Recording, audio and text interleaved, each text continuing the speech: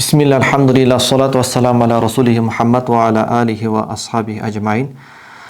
Rabbi zidni ilman wa alhiqni bis solihin wa fiqni lima tuhib wa tarda. Assalamu alaikum урматтуу бир туугандар. Ибн Атоилла Секандари рахматулла алейхи таандык Ибн Хикам ал-Атои аттуу эмгектен Аллама чоң алым Мухаммад Саид Рамазан Бутыйдын берген түшүндүрмө сөз бүгүн 8-чи хикмат, 8-чи даанышман сөз. Бул хикматта эмне тууралуу айтылынат? Алла Тааланын берген убадалары бар.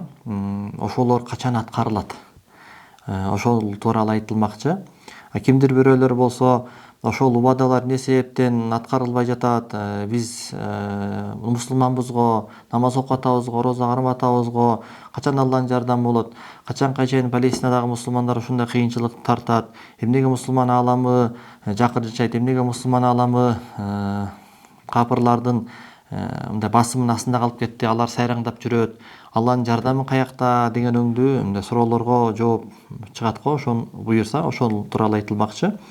Бисмилlah, ла юшаккиканна фил ва'ди адаму вуqu'ил мав'уди ва ин ta'ayyana zamanuhu la yakuna dhalika qadhan fi basiratik wa ikhmadan li nuri sariratik. Убада кылынган нерсенин иш жүзүндө ашпай жаткандыгы, анын сырттан караганда ошол аткарыла турган нерсенин заманы убакыты келип калдыго, ошол убада качан аткарылат, Алланын жардамы качан келет деген нерсе кечигип атса, иш жүзүнө ашпай атса, ошол сени шек күмөнгө сала көрбөсүн. Эмнеге десе, анткени мындай нерсе сенин ыйман нуруңду өчүрөт, сенин дилиңдеги ыйман нурун кетирип коет. Ушундай опурталдуу нерсе, шекке түшүп, мындай бир зыянга учурап калбагын дейт. Алла Тааланын китеби Кур'ани Каримде убадалар бар да, ал жерде пендени Алла Таала соратпастан, дуа кылдыртпастан эле өзү бир нерселерди убада кылган. Мисалы, астайду билла интансуруллаха янсуркум, эгер силер Алла Таалага жардам берсеңер, Аллах силерге жардам берет. Же болбосо Ман амила солихан мин закарин ау унса ва хуа муъмин фаланухйяннаху хаятан тойиба. Кимде-ким солих, жакшы, изгиликтүү амалдарды кылса, эркек болсун, аял болсун, ыймандуу болгон абалында, анда биз ага сөзсүз түрдө эң көркөм, таза, тойып, жагымдуу жашоо тартуулайбыз. Жоксо башка бир аяттарда фауха илейхим роббухум ланухликанна золимин, Алла Таала аларга вахи кылды, биз сөзсүз түрдө залымдарды ойрон кылабыз. Валанускинаннакумул арда мин ба'дихим, жана аларды ойрон кылган соң биз силерди алардын ордуна ээлик кылдыртып коебуз. Алардын башкарган жерине, чөлкөмүнө, мамлекетине силерди ээлик кылдыртып коебуз. Залика лиман хафа мақами ва хафа ваид. Бул убада ким менден эртеңки күнү эсеп кысапты алдымда туруудан коркуп, менин убадамдан коркуп жашай турган болсо, жана башка аяттарда Алла Таала мусулмандарга ийгилик берерин, жеңиш берерин, алардын каршысындагы душмандарды ойрон кылары тууралуу убадаларды айткан.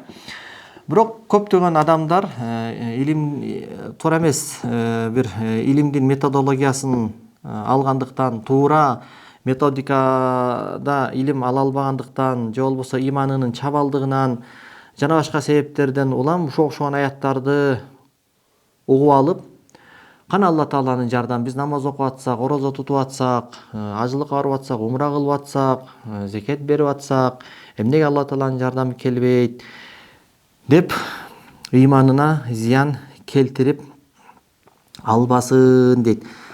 Анткени себеби бул жерде ошол сөздү айткан адамдын көпчүлүгү жанакы немеден улам айтат экен да. Шатиби деген улуу алым өзүнүн Муафакат деген китебинде айткан экен. Кээ бирөө исламдын келишими менен гана иш алып барат дейт. Ашыкча эч нерсе кылбайт дейт. Намаз оку десе намаз окуп коет, орозо кармаса орозо кармап коет.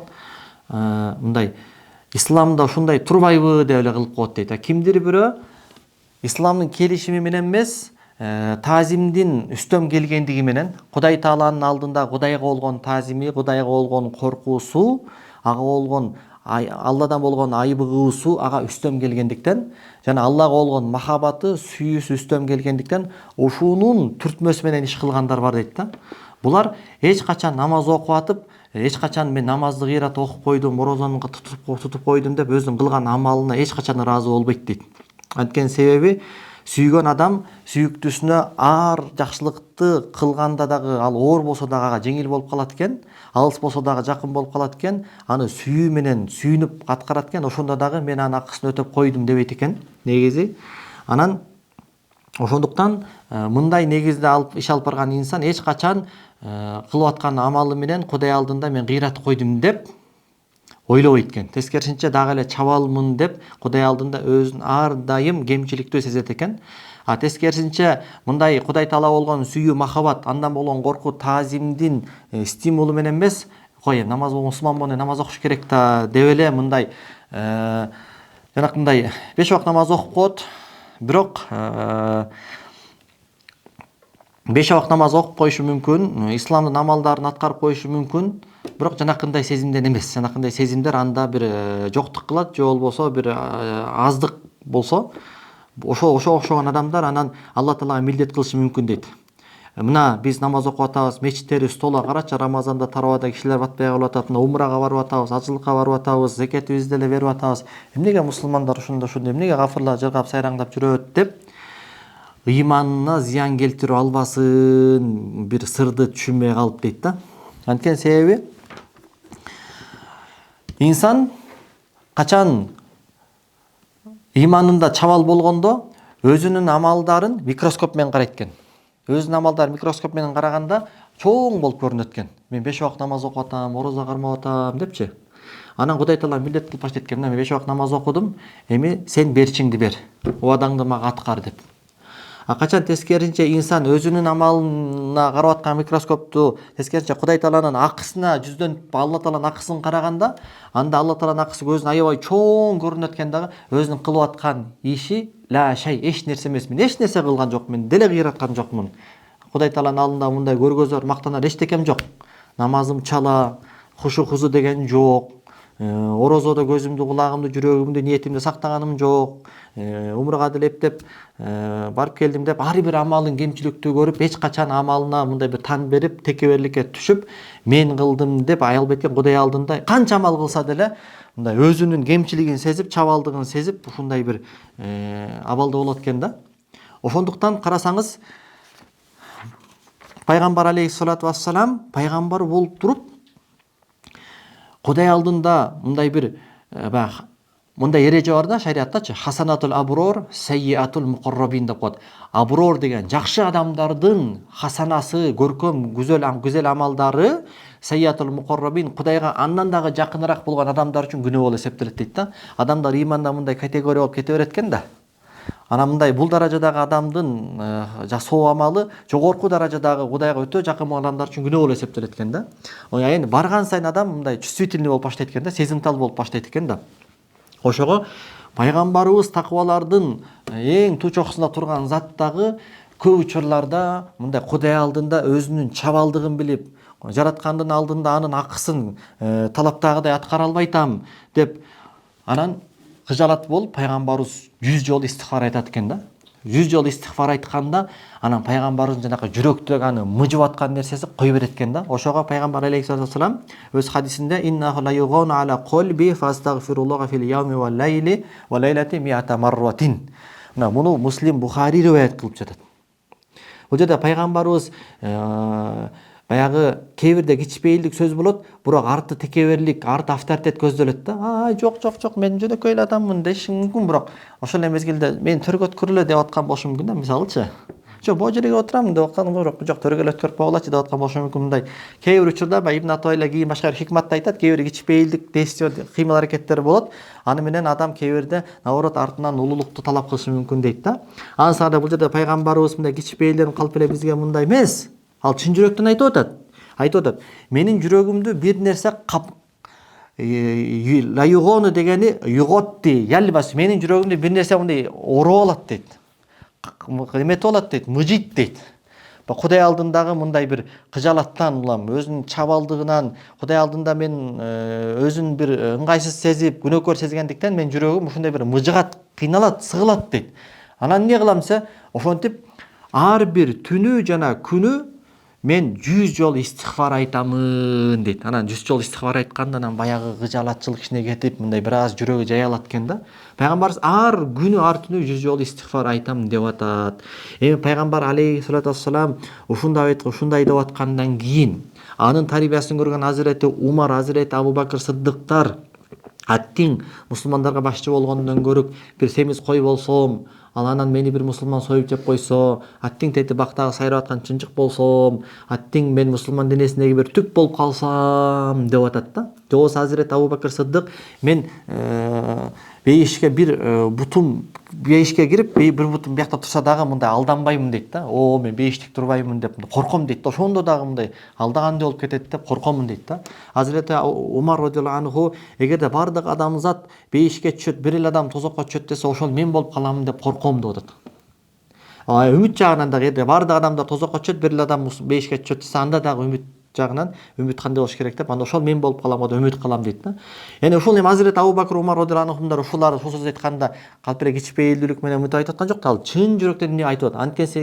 Анткени себеби ошол адам Кудайдын акысын билген сайын, адамдын ыйманы тунарып, жүрөгү тазаланып, такыбалыгы артып, Аллага болгон махабаты өсүп, Аллага болгон корку таазими өскөн сайын адам хушу хузу Кудай Тааланын алдында турганда өзүн сезип, Кудайдын акысы көзүнө аябай чоң көрүнүп, Алланын берип аткан неаматтарынын сый дөөлөтүнүн алдында өзүнүн кылып аткан амалы эч нерсеге арзыбай турганын билет экен дагы. Ошондуктан баягы ушундайга барат экен да адамчы. Тескерисинче анан эгер мындай тарбия болбосо, ихсан болбосо, адамда хушу хузу болбосо, ыйманын өстүрбөсө, дарстарга катышпаса, сухбаттарга катышпаса, китеп окубаса, устаздардын алдында бир талим тарбия албаса, анда баягы адам өзү менен өзү болуп эле жумуш үй 5 убакыт намазын окуп коет, болду жумуш үй 5 убакыт намазын окуп койсо, анда ал адам мындай бир кылып аткан амал көзүнө чоң көрүнүп калат экен. Эми 5 убакыт намаз окуп атам. Карачы, бу кошунам 20 кошунам бар, бирөөсү намаз окубайт. Эми умрага барып келгем. Эми орозо кармап атам. Мен коллегаларымдын арасынан 5-6 эле орозо кармап атат. 50-60 коллегам бар деп, ошентип амал көзүнө тескерисинче чоң көрүнүп калат экен да. Бул ошол ыймандын чабалдыгы экен да. Ошондуктан бул жерден үлгү мына пайгамбар алейхиссалату вассалам анын сахабалары эч качан адам амалына алданбаш керек. Эч качан амалына тан берип мен кыйрат койдум дебеш керек. Ошого пайгамбар алейхиссалату вассалам иттакы минал мубикот, адамды ойрон кыла турган чоң күнөөлөрдөн сактангыла дейт. Анын бирөөсү ужуп дейт. Ужуп деген кылып аткан амалын ушуну мен кылып атам деп өзүнө тан берүү да. Мен кылып атам деп. Ошол текеберлик ужуптан келип чыгат дейт. Качан ушуну мен кылып атам, мен деген сезим анан текеберликти өстүрө турган тамыр болуп эсептелет дейт да. Ошого имам Газали рахматулла алей ошол ужуп сезими мен деген сезим бул караңгыда кара таштын үстүндөгү жөргөлөгөн кумурска билинбегендей билинбей калат дейт да. Себеби кандай билинбей калат десе, ал айтат экен, мисалы эки адам сага жамандык кылып койсо, сен эки адамга бирдей жамандык кылды, бирдей таанышың талап адатта, бирок бирөөсүнө көбүрөөк таарынат экенсиң да.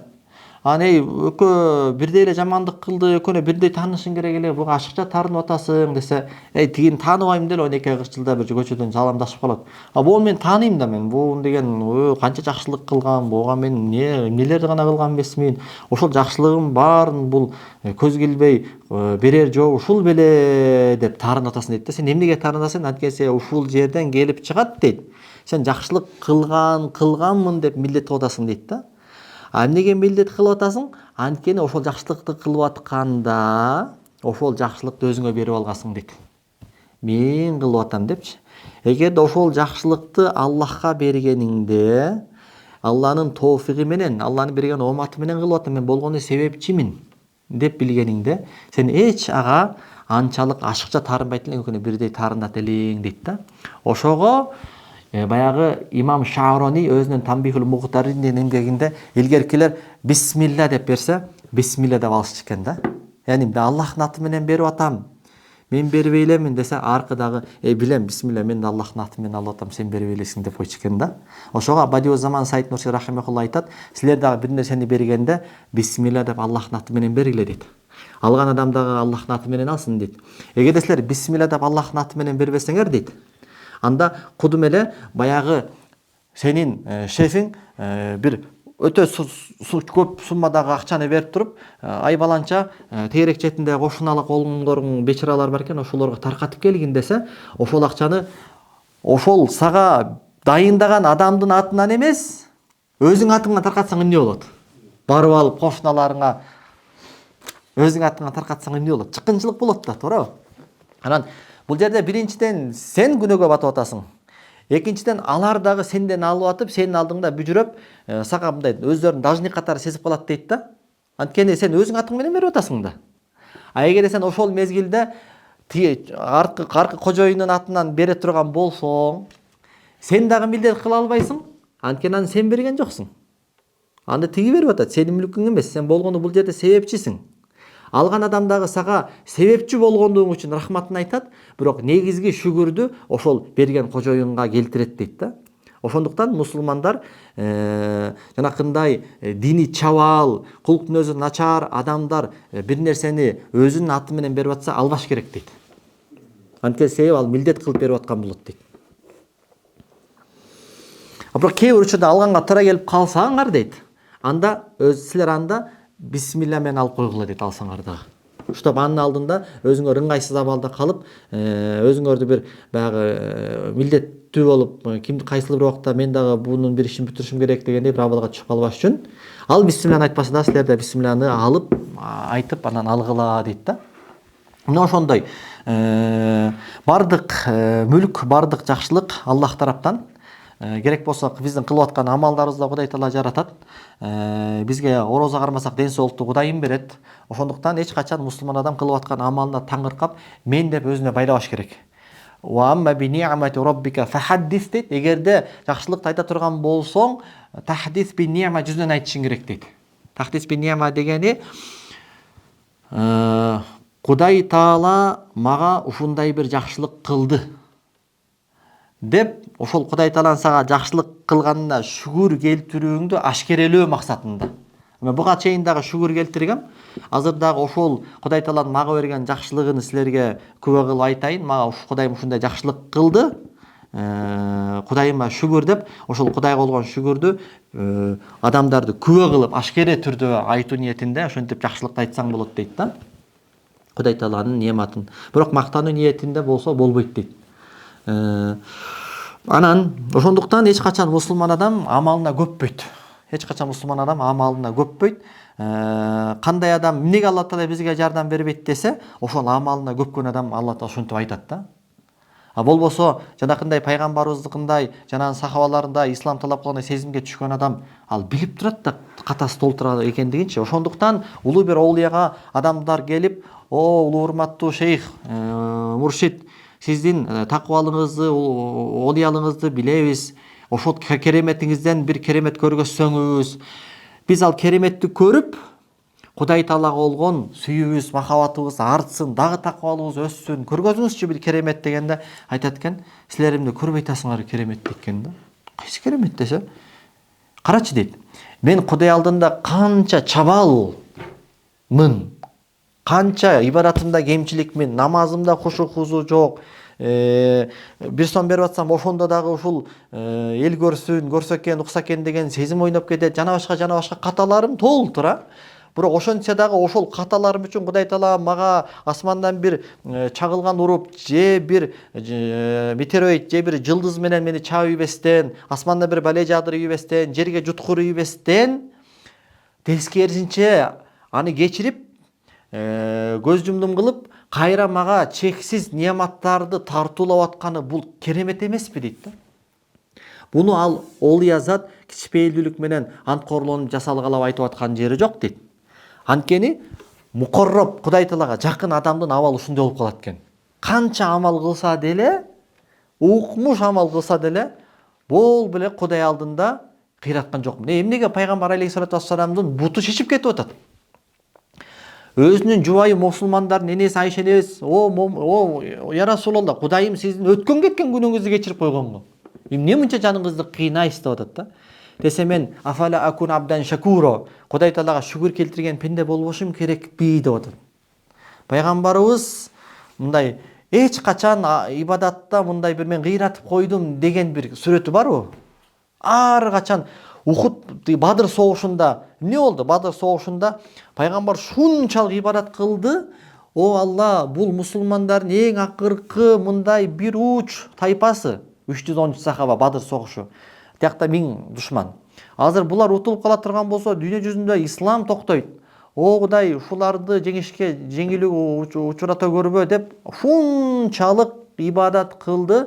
Пайгамбар ибадат кылып атып, желкесинен кантип тиги чапанды түшүп калганын да билбей калды. Азирет Абу Бакыр Сыдык шунчалык борооруп кетип, анын чапанды пайгамбардын желкесине жаап, "Я Расулулла, жетишет, токтотуң.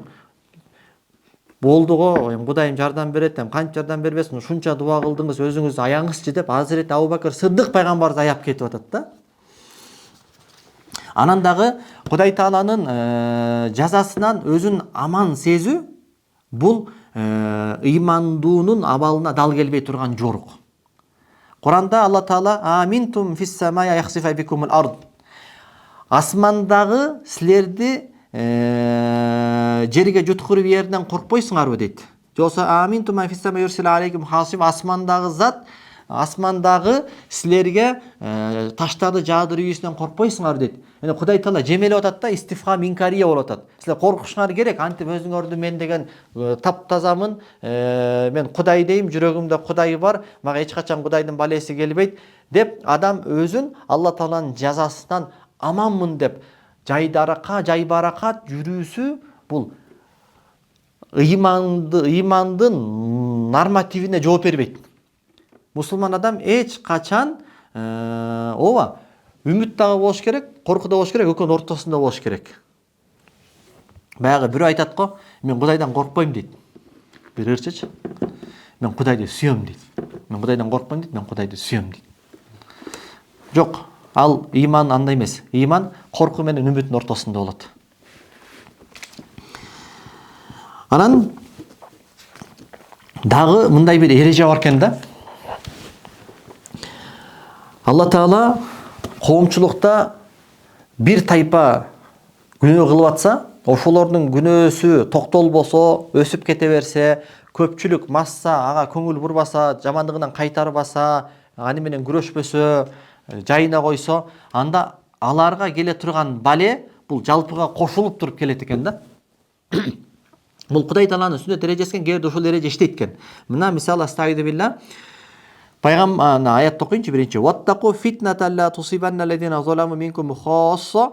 Араңардагы залым болгон адамдарга гана келе турган азап бар. Араңардагы чектен чыккан күнөөкөрлөр үчүн гана келе турган азап бар. Бирок ошол азап жалпыңарга келип калуусу мүмкүн, силер ошондон корккула дейт. Пайгамбар алейхиссалату вассалам хижраттын 3-жылы Ухуд согушу болду. Жабалур Руматка 50 жаачы жалдады. Айтты, мен силерге атайын элчи жөнөтүп түшкүлө демейин, түшпөгүлө, кандай болсо дагы түшпөгүлө деди. Бирок согуш таласында душмандар утулуп, артты көздөй меккеликтер бутпарастар качып баратканда, баягы сахабалардын көпчүлүгү өздөрүнчө иштихат кылып, эми пайгамбарыбыз мен силерге жеке өзүм элчи жөнөтпөйүн, түшпөгүлө дегени, бул дегени эми баягы согуш бүтмөйүн анык билмейинче түшпөгүлө дегени деп өздөрүнчө вывод кылып, чечим чыгарып, 40ка жакыны түшүп кетти. 10 чактысы гана түшпөгүлө деген, итаат кылгыла деген бойдон калды. Бирок аны байкап калган Халид ибн Валид арттан келип туруп уурду. Аны көргөн душмандар артты көрүп калып, кайра артты көздөй кайтты. Баягы мусулмандар ортодо калып кетти дагы. Баягы жүрөктө коркунуч уялаган бутпарастардын жүрөгүнө кайра ушундай тайманбастык келди. Мусулмандар жүрөктөрүнө тескерисинче корку түштү дагы. Анан мусулмандар чоң бир зыянга учурады. 70 сахаба шейит кетти. Пайгамбарыбыздын капталдагы тиши сынды, каны бети канга боелду, жана башка. Бул жерде карачы дейт. Пайгамбарыбыздын ардактуу заты ошол жерде болуусу дагы шапаат болгон жок дейт. Анткени себеби итаат болбой калды. Кудай алдында пайгамбарга итаатсыздык кылынды жанакы жаачылардын арасынан. Ошолор себептүү бале жалпыга келди. Анын сыңарындай коомчулукта эми бүгүнкү күндө бизди карайлычы, биздин армиядагы аскерлердин абалы кандай, коомчулуктагы жаштарыбыз кандай, кыздарыбыз кандай, аялдарыбыз кандай. Анан ушундай болгон чакта биз кайсыл бетибиз менен, кана Кудай Таала сен жардамың, нусратың бизге качан келет деп биз доолаганыбыз жанакы Ибн Атайла хикматта айткандай, бул сенин ыйманыңа доо кетирет. Бул сен ыймандын чыныгы өңүтүн билбегениңден улам чалалыгыңдан келген сөз. Эгерде сен чындап ыймандын дамын татканыңда, Аллага болгон сүйүү коркунуч сен жүрөгүңдө болгондо, сен мынтип айткандан уялмаксың дейт. Сен буга деген дай албайт болчусуң дейт. Анан дагы бир хикмет, Алла Тааланын бир немеси бар, мыйзамы бар. Баягы ыймансыз адамдын Кудай Таала менен болгон алака байланышындагы акыркы бир жип болот экен да. Акыркы бир ыйман жип болот экен. Ошол Кудай Таала менен пенденин ортосунда көп байланыштар болот экен да.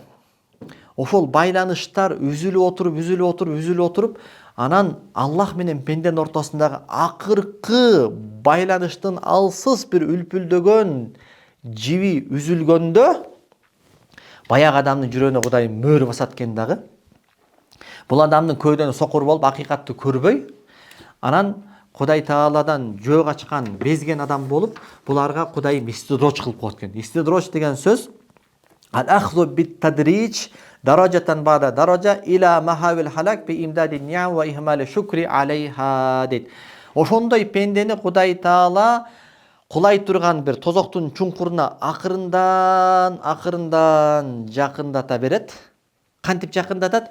Немат сый дөлөттөрүн бере берет, Аллага шүгүр кылбай кете берет. Немат келген сайын мен кыйынмын, мен тазамын, мен сонумун, мен жүрөгүм аппак. Эгер Кудай Таала мени жакшы көрбөгөндө мынтип мага жакшылыктарын бербейт болчу деп, огош бетер кутуруп, шүгүр кылбай, ушинтип кете берет экен дагы. Муну менен кыяматта ошончолук азабы дагы да татаалыраак, ачуураак болот экен да. Мына Кур'ан-ы Каримде стайды билла.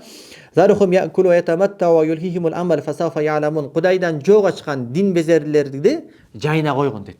Эми сен аларды ыйманга чакырам деп ара болбой дейт. Түгүлүгүн дейт. Анткени алардын Кудайым жүрөгүнө мөөр басып койгон. Алар дүйнөдө каалашынча жешсин, ятаматтау, жыргашсын, ва юлхихимул амал, аларды куруу узун үмүттөр аларды Кудайдан алаксытып, Кудайдан алдап жүрө берет. Тигил план, бул план, тияка барам, бияка барам, Мальдивге барам деп шоң дүйнөдөгү узун үмүттөрү аларды Кудайдан алаксытып жүрө берет. Фасауфа я'ламун, булар чындыкты жакында өлөт, ошондо билишет дейт. Башка бир аятта санастадрижухум мин хайсу ла я'ламун, биз Кудайдан жөө качкан дин безерлерди алар билбеген чактан аларды кармайбыз дейт. Умли лаху, мен аларга болгону мөөнөт берип жатамын дейт. Бул дүйнөдө Кудай Таала мөөнөт берип атат. Инна кайди матин, бирок менин айлам катуу дейт. Ошондой эле вала тахсабанналлаха гафилан амма я'малу залимун. Иннама юахируhum ли яумин ташхасу фихил абсор. Бүгүнкү күндө Палестинадагы мусулмандарды кырып, миңин жетим калтырып, миңин жесир калтырып, миңин сыздатып, тим эле кан жуткуруп аткан адамдар кутулуп кетет деп ойлойсуңбу дейт. Вала тахсабанналла, ойлой көрбөгөн, шек күмөнгө түшө көрбөгөн, Аллах залымдардын кылып аткан кылыгынан кайдыгер деп. Алардын жазасын жүрөктөр, көздөр карегинен чыгып кетейин деген оор күнгө кечиктирип койду дейт. Эмне 100 000 адамдын канын төккөн, миңдеген адамдарды жесир калтырган адамды 20 жыл түрмөгө камап жаза бересиңби? Пистолет менен так деп бир атып жаза бересиңби? Ал жаза эчтеке эмес. Ошондуктан Кудай Таала мен булардын жазасын жүрөктөр, көздөр чанегинен чыгып кете турган өтө оор күнгө, кыямат күнгө калтырып атамын дейт. Ошондой эле башка бир аятта вала ягурруннака тaqallubul lezina kafaru fil bilad, кафырлардын акчасынын көптүгүнөн аалам кезип сайраңдап жүргөнү сени алдап койбосун дейт. Матаун qalil, булардын дүйнө тарткан жыргалчылыгы аз гана дейт. Ва маъвахум жаханнам, башкалкалап төөлүктүү отурукташып жашай турган жайы булардыкы тозок. Ва бисал масир, ал кандай гана жаман кайтып бара турган жай дейт да. Ошондуктан урматтуу бир туугандар, биз Кудай Таалага Алла сенин нусратың, жардамың качан келет? Качан сен бизге жардам бересиң деп айтпастан, өзүбүздүн амалыбызды жакшыртып, Кудай алдында көп истигфар айтып, ыйманыбызды бекемдөө менен алек болушубуз керек.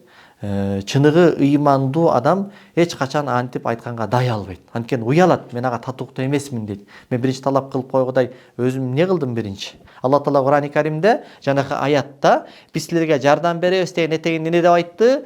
Лиман хофа макома роббихи, ким Кудай алдында эртең туруудан коркуп, Кудайдан корккондор деп атат. Биз Кудайдан коркуп атабызбы деген сөз да. Жараткан Алла Таала баарыбызга такыбалык берсин, иманыбызды арттырсын. Субханакалла бихамдик, ашхаду ан ла илаха илля анта астагфирука ва атуби илейк. Алла разы болсун.